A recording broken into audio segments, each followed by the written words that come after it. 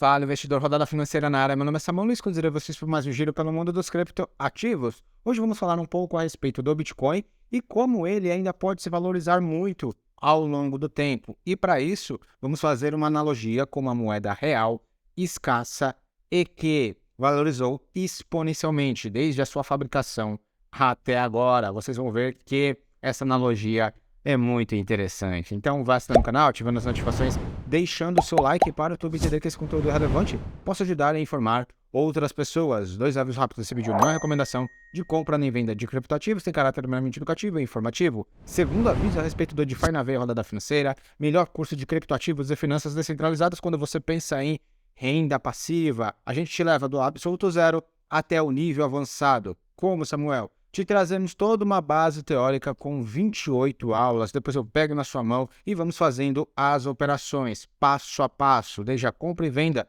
desses criptoativos em uma corretora centralizada.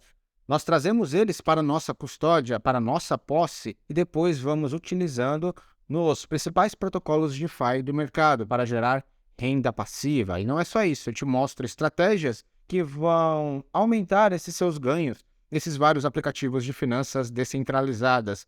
E temos acompanhamento de 30 dias. Desafio Renda todo santo dia, verdadeiro diário de bordo gravado. A gente aplica as estratégias que aprendemos no curso na prática.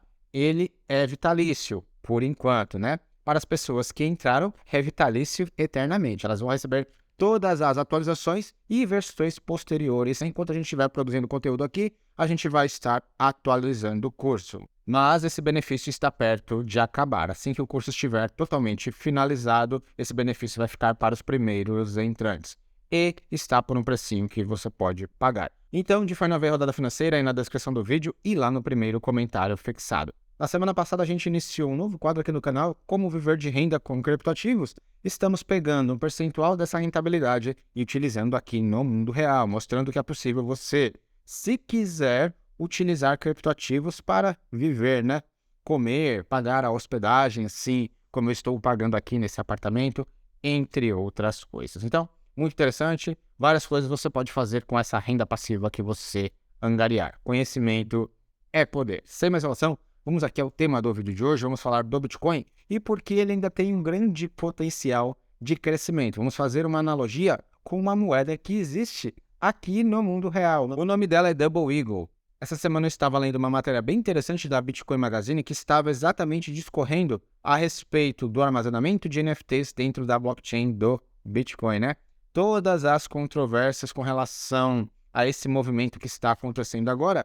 E em determinado ponto desse artigo, eles fazem uma comparação da Double Eagle com o Bitcoin. Mas que danado de moeda é essa, Samuel?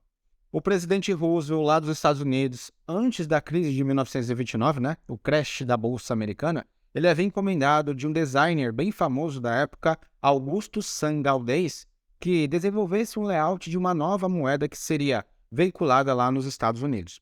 Ela teria o valor de $20 e seria feita de ouro, né? Então, como missão dada, missão cumprida, esse Augusto Sam Gaudes desenvolveu o projeto e, em 1933, foram cunhadas uma triagem dessa moeda, que se chama Double Eagle.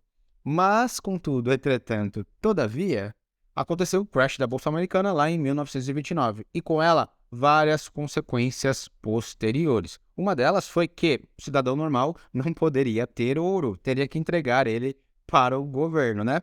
Essas moedas elas foram cunhadas mesmo assim lá em 1933, só que em 1934 o Congresso americano aprovou uma lei, a Lei de Reserva de Ouro, que proibia que o cidadão americano ele tivesse sob a sua posse qualquer moeda de ouro emitida pelos Estados Unidos da América. E se você porventura tivesse uma moeda de ouro na sua casa, você teria um prazo para entregá-la para o governo, o que impossibilitou a circulação da Double Eagle. E o que foi decidido? Essas moedas seriam derretidas antes mesmo de entrar em circulação. Só seriam preservadas duas, que iriam uma para a Casa da Moeda dos Estados Unidos e outra para a Coleção Nacional Numinista dos Estados Unidos. Então, do universo de 445.500 moedas, só restariam 2, né, que ficariam em exposição nesses 2 lugares. Só que entre a edição da lei e o trajeto para o derretimento dessas moedas, algumas se perderam no caminho, né? Como não podia deixar de ser. E, com o passar dos anos, elas foram aparecendo esporadicamente ao longo do tempo, sendo vendidas aí no mercado negro por um alto valor. Então, lembre-se lá atrás, né? Elas foram cunhadas para serem vendidas a $20. Todavia, ao passo que as moedas que se perderam começaram a ser comercializadas no mercado negro por um preço muito maior, e esse preço foi aumentando ao longo dos anos. O governo americano começou a procurar essas moedas ao redor do mundo. Achou no Egito, em outros países e também dentro dos Estados Unidos ao longo de vários anos, inclusive despendendo força do FBI e do serviço secreto, né? Isso se tornou um verdadeiro assunto de segurança nacional. Ao passo que essas moedas eram encontradas, elas eram destruídas. Mas o tempo foi passando, a legislação mudou e essa necessidade acabou. Lá em 1996, acharam mais uma moeda dessa que estava sendo transacionada. O Serviço Secreto americano confiscou essa moeda, não destruiu, armazenou para leiloá-la anos mais tarde. E ela foi leiloada por incríveis $7.590.000. É isso mesmo que você está ouvindo. Então ela saiu de $20 para $7,5 milhões ao longo do tempo. É claro que não foi uma moeda comum, né? Não foi uma moeda que tinha um problema na sua fabricação que a tornou especial. Ela foi uma moeda idealizada pelo presidente dos Estados Unidos, criada por um design famoso, era de ouro e se tornou escassa ao longo do tempo. Alguns anos mais tarde, acharam alguns exemplares dessa moeda, mais 10, todavia também não foram destruídas, só que elas foram guardadas lá no Fort Knox e estão lá até hoje, né? Talvez, lá na frente, o governo americano, vendo toda essa valorização, resolva leiloá-las também, né? Vai saber. Esse leilão aconteceu em 2002. Em 1921, houve um novo leilão que essa moeda que havia sido leiloada outrora, ela foi vendida por incríveis $18,8 milhões. É isso mesmo que você está ouvindo. Então, uma valorização exponencial ao longo do tempo. E aí a gente chega no Bitcoin, né? Que tem algumas características peculiares também.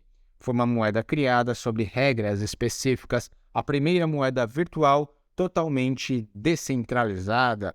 Ela tem uma emissão programada que vai sendo liberada ao longo do tempo, apenas 21 milhões de unidades, e muitas já se perderam ao longo do tempo, né? Fora todas as outras características, Proof of Work, a sua descentralização, né? Então a gente tem vários nós ao redor do mundo que tornam a rede descentralizada, entre outras características que tornam o Bitcoin grandemente escasso. E a gente sabe, né? Quando a gente tem algo escasso, as pessoas tendem a pagar mais para ter esse bem, esse objeto, esse serviço, né? Então, tendo o Bitcoin todas essas características de escassez e a sua usabilidade aumentando ao longo do tempo, né? Vocês viram aí, a gente está utilizando o Bitcoin e criptomoedas na prática para viver aqui no mundo real. É claro que a gente dá um jeitinho de fazer isso, mas a gente poderia também estar declarando normalmente e transacionando criptomoedas aqui no mundo real. Já tem cartões que fazem essa conversão, né? Você paga em cripto e o comerciante recebe na moeda fiat do seu país, né? Isso já é totalmente possível. E, com o passar do tempo, essa adoção tende a crescer cada vez mais. Ainda mais agora, a gente vendo essa falta de credibilidade aí dos governos ao redor do mundo, né? Continuam socorrendo os amigos do rei. Então, o investidor vendo isso, vai procurar algo que tenha as regras pré-definidas, para que ele já saiba as regras do jogo antes dele pisar em campo e também ter a segurança que elas não vão ficar mudando ao longo do tempo. Por essas e outras razões, você tem que colocar na balança: será que o Bitcoin está de fato caro ou ainda está muito barato? Pense bem aí nessa analogia que a gente trouxe por aqui. E com isso a gente vai encerrar o vídeo de hoje, né? O vídeo de hoje foi mais para fazer um comparativo a respeito de um ativo que existe aqui no mundo real, que tem um grande valor exatamente pela sua escassez, assim como o Bitcoin. Então, se você gostou do vídeo, se ele foi útil para você de alguma forma, assine o canal, ative as notificações, deixe o seu like, coloque algo nos comentários, dúvidas, sugestões ou reclamações. Eu fico por aqui e até o próximo vídeo tutorial informativo. Meu nome é Samuel Luiz e você está no canal Rodada Financeira.